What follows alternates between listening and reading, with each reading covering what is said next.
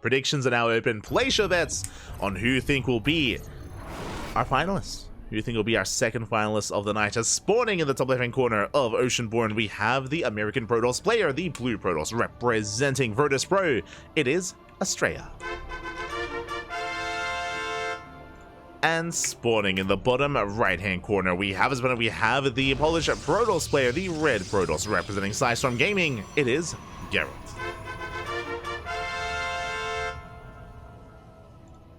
Here we go. We have our PvP ahead of us.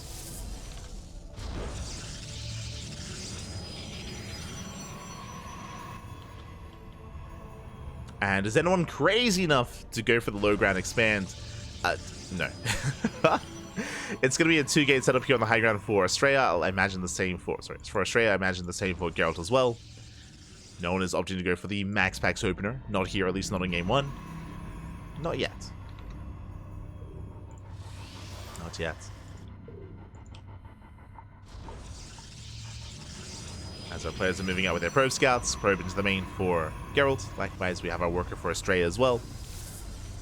Both players looking for their respective opponent's second pylon to make sure that there is no proxy. As we can see, there is none. There is no second worker out on the map. There's no fake or real proxy pylon being placed. Everything is above board. It's all by the book map. You see Gerald's trying a little bit harder there to focus on the probe. But the pylon is revealed. Likewise, so is the pylon of Astrea. So everyone can breathe easy.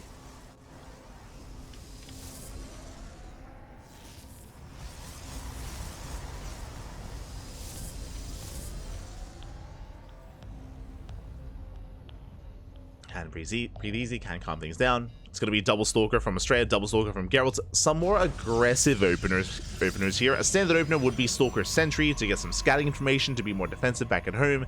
Instead, double stalker tells us that both players want to be active on the map. They want to move out. They want to fight for map control. Ooh, and Astrea will delay his expansion, going for the Twilight Council. Twilight Council is on the way and going for faster blink. Meanwhile, Gerald's going for the faster expand. Going double stalker into double adept. Gerald not going for any other tech structure. Meanwhile, Astrea cutting corners. Going double stalker into a singular sentry. Not going for the 4th unit. And Astrea, he's looking for that expansion. Will delay. Pylon gets placed. Nicely done. And will also get eyes on the next set of units. Or ideally does. As the adepts are revealed. Oof. Probe goes down. Blink is on the way. Gerald's stuck on one base. He has the money to expand. And he does throw down the Twilight Council. And there's a Nexus. So because of the shenanigans in the early game, basically Gerald's... Ooh. Dark Shrine? I was going to say Gerald did want to go for a faster expansion, but was heavily delayed because that Twilight Council was also delayed as well. There's going to be a big window where Astrea has Blink and Gerald does not, but this proxy pylon tells us that this Twilight Council could be for Blink, yes, but also for something else. For a proxy. For a Dark Shrine. Show us the Invisible Man! Show us, Papi! We're almost there. There we go. There it is. Dark Shrine has been thrown down. And Gerald's being quite cheeky here. If Astrea has no detection, if he has no Robo, no Forge, no Stargates, no Oracles, no Observer, the game just ends. The game can and will just end with one Invisible Man. It happens from time to time in PvP. We've seen it happen to Hero, we've seen it happen to Max Packs, where because of their respective openers, there just is no detection, and they just GG. They just GG out. So it is a very cheeky maneuver here by Gerald, very high risk, high reward. Robo is on the way, but it's on the low ground. If the Robo gets focused down, if it gets depowered, then that could also be game as well. Before the Observer. But thankfully, Astrea has access to detection with that Robo. Stalkers are applying pressure. Dark Shrine is still not done. I think Astrea should be okay. I think by the time the first DT warps in and waddles across the map, we should have an Observer. Astrea at the same time does poke in, goes for the sentry, does snipe it, nice pickoff, sentry goes down. DTs are warping in, but again, it's too late. It's too late, the robo has completed. And the game should not just end. Assuming we go for the observer. Assuming, there we go. Okay, we're good. Astrea blinking into the main. Catch some workers. Now these DTs, even though there will be detection, there's nothing at home. So they can still get damage done. Probes will still go down. Astrea forced to recall. Gets 7 probes across the map. Recalls to the natural. Observer's in position and the DT is deflected, is denied. 1 Dark Templar waddles into the main. 1 probe kill so far. But Gerald is being pulled apart. There's so much economic damage. DTs get 4 probes across the map. That was 10 workers falling for Gerald. Gerald will punish this though. Gets another Stalker. Oh, getting up to 8 probe kills. Not bad. 8 workers go down. As the dust settles, the worker count is even. And Gerald even hunts down another sentry.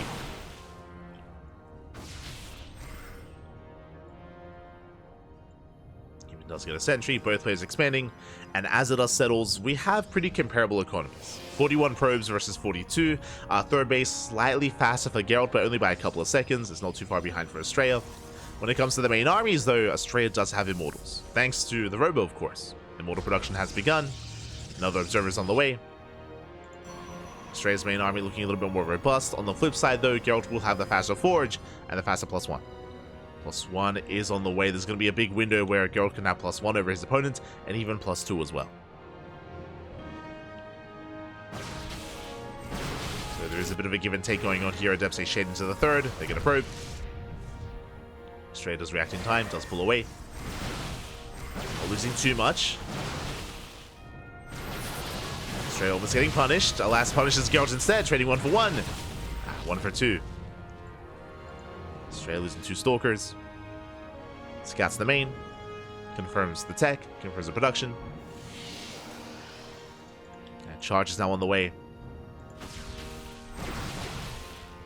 And Astrea responds with a faster 4th. Okay, going for the faster expansion. Risky move here by Astrea. Still building up. Now is up to 2 Immortals. Spots the main army.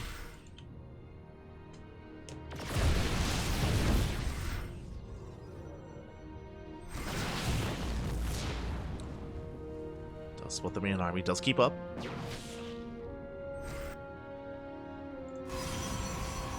Forcing back Gerald. Gerald getting his own 4th. It is far later than that of Astrea's. And the game will calm down. After a bit of an intense start to the game with, the risk of Dark Templar, we can calm things down. We're all expanding. We're all building up towards the mid-game. +2 is on the way for Gerald. Again, there's going to be that window where he has +2 over his opponent. There's that +2 timing. And I believe Astrea, yeah, he has avoided charge. Charge is almost done for one Protoss, but nowhere near for the other. As Astrea is skipping it, going Mass Blink Stalker Immortal instead, which I'm a little bit concerned by. The power of Zealots in this kind of matchup, in this dynamic, is Zealots, they do an amazing job at tanking Stalker and Immortal shots as well. They do a great job at just buffering and being a supportive unit. And how do you deal with Mass Zealot? Either Zealots of your own or Archons. And Astrea has none. Has a lot of micro ability here, a lot of maneuverability with his army. Has a lot of potential with all the Blink Stalkers, true.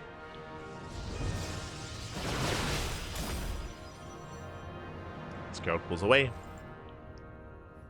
Could be reinforcing.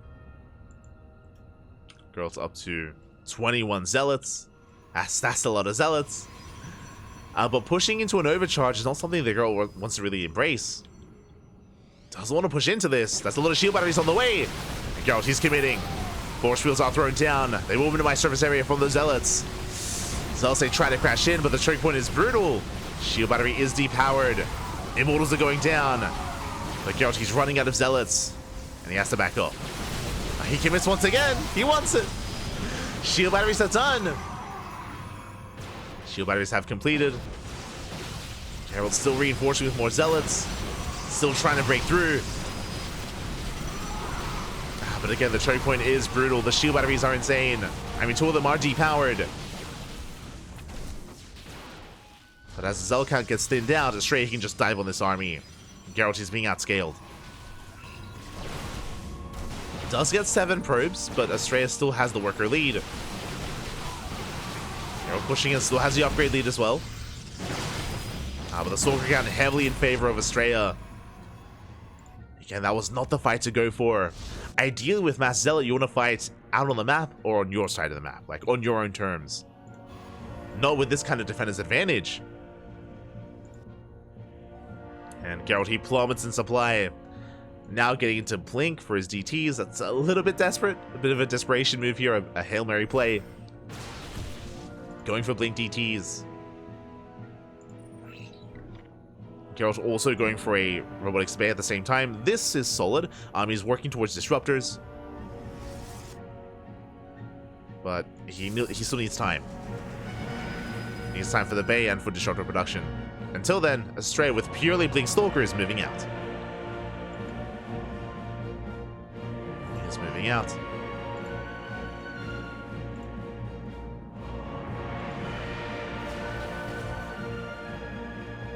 Gerald trying to stabilize.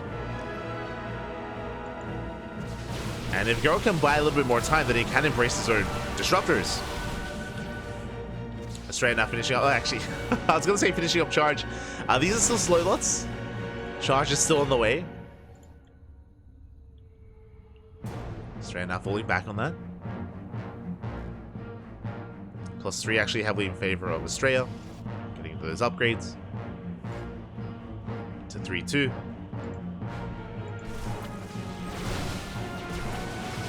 Gerald still sharking around.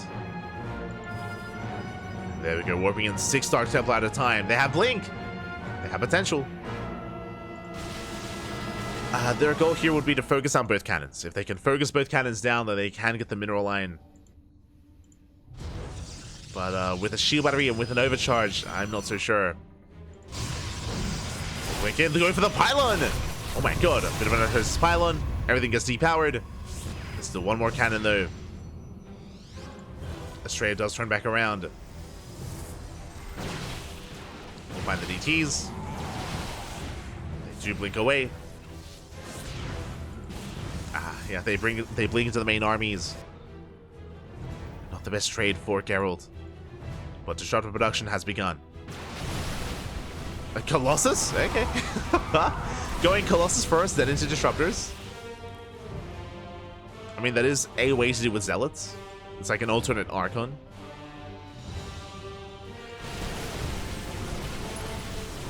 Does do quite a lot to a gateway-based army. Astrea at the same time going for a counterattack. Hits the natural. No, gets a Disruptor! Disruptor goes down. Gets into the mineral line. At the same time, mass DT harass, but there are 3 cannons ready. Astrea, he holds back at home and he cripples the economy. Taking down 18 workers and the Dark Templar. He had detection. He was ready for it. And Gerald, he's racing back home. But all the production is going to be depowered. The Disruptors are denied. And the main armies, they're going to be clashing as well. And Astrea, he can afford these trades. Gerald cannot. Astrea with his own Disruptor. There we go.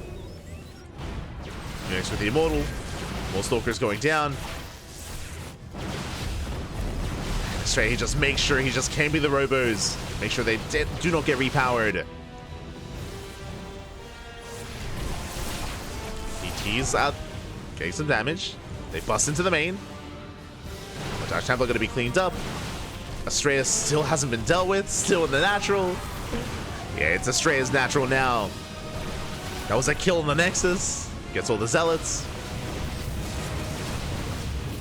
Yeah, Gerald, he just cannot keep up. The Colossus goes down. There's a massive connection with the Novas. And Astrea, he's broken through. GG gets called. Astrea takes game number 1. GG. Oh my god. Very impressive game here from Astrea, keeping up with the Dark Templar harass, keeping up with the main push as well. The moment that everything swung in favor of Astrea was that first fight with Gerald with those mass zealots pushing into the 4th base into, what was it, like 5 shield batteries? It was 3 shield batteries on the high ground and like 2, soon to be 3 on the low ground as well. Low ground shield batteries were depowered, but still was just a brutal position. It was the fight that Astrea wanted. And despite the mass zealots, Gerald, he never really got the surround he was hoping for. Never got the surround, never got the surface area. GG. GG, well played. Astrea takes the lead, but we'll see if we can bounce back and force the ace match. We're getting ready for game number 2.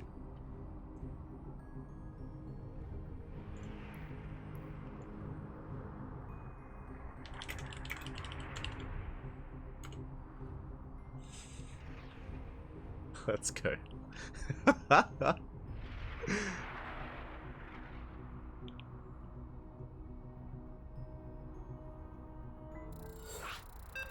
There we go. As we are setting up our lobby, just trying to get the players in the player slots. It's all good.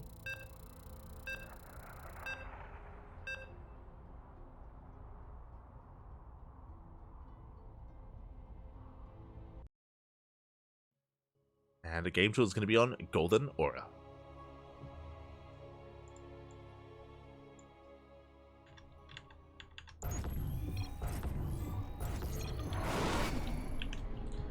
Be loading into Golden Aura, and here we go. Spawning in the bottom right hand corner of Golden Aura, we have our American Protoss player, the Blue Protoss, representing Virtus Pro. Leading the series 1-0, it is Astrea.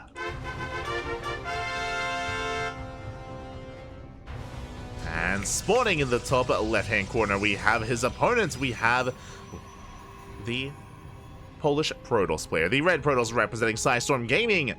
It is Gerald.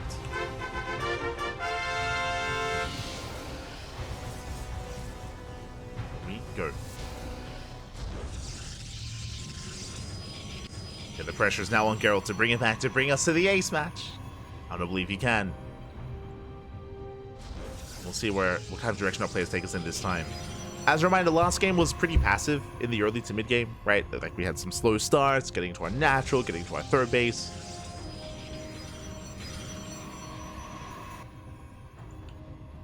We'll see if our players spice things up earlier on.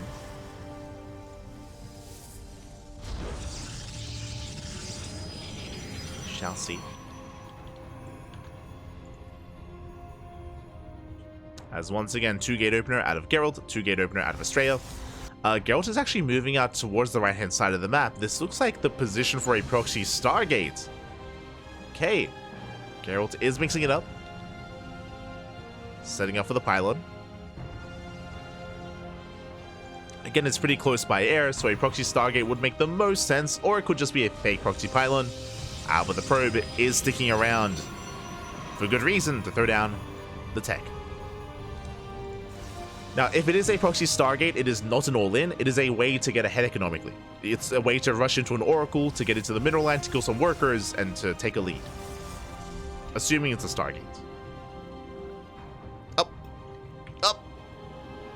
Up. There it is. Stargate has been thrown down. Back at home, Astrea opening up Twilight Council. Opening up Blink Stalkers once again for a 2nd game in a row. Meanwhile, Astrea moving out with his own worker. Astrea didn't go for an earlier worker scout, so Astrea doesn't know that there is a proxy. He doesn't know that the pylon is missing. Astrea is in the dark. Because of this, he should be playing safe. Even setting up his own pylon location as well. Okay. Oh my god, going for a Dark Shrine! He's crazy! Ooh, who do I favor? I think I do favor Gerald. Okay, so I assumed it was Blink, but no, it's going to be a Dark Shrine opener here for Astrea with a proxy pylon to warp in across the map. The downside, the Oracle. The Oracle is going to be diving into the main and we'll see everything. Won't just see everything. Oracles have Revelation. They are a way to deal with DTs. So this is just an unfortunate dynamic here for Astrea, where both players are being aggressive in their own way, and I mean, again, Gerald, he should be able to see everything and deny everything. The pylon is done to warp in DTs. We have some Stalkers to work with to protect the mineral line at least, and here comes the Oracle right into the main. Right into the main base. And the Oracle sees all. Will wreak havoc. Probes are going down. Scouts the Dark Shrine. Second Oracle's on the way. It's going to be 5 probe kills. Across the map. Adepts, they get in. Uh-oh. Adepts, they somehow slip into the main. Probes are going down. Gerald distracted. Oh, this should not have happened. This should not have happened. 2 Adepts do an equal amount of damage compared to the Oracle. 5 probe kills. 6 probe kills. Gerald does have an expansion. Astrea does not. DTs are waddling in. Well, they're morphing in. But again, that second Oracle should be racing back home. Astrea, he thinks better of just going into the main. Oracle does turn around. And Astrea expands. Blink is on the way. Okay, so Astrea, he knows he got scattered. So he doesn't move in with the DTs. Because he knows that Geralt is a good enough player to be ready for it. We have Stalkers in position, on hold position on the ramp. We have Oracles racing back home as well. So Astrea, he knows not to try. He saves the Dark Templar. He can save them for a later date. This time with Blink instead. So very, I guess, like fluid play here from Astrea. Does kind of adjust his build.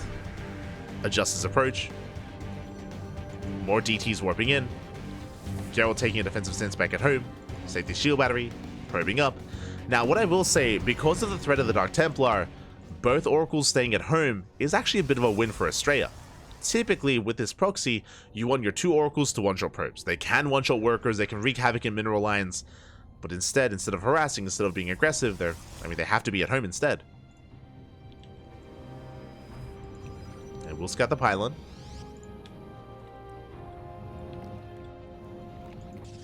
Please get eyes on the pylon.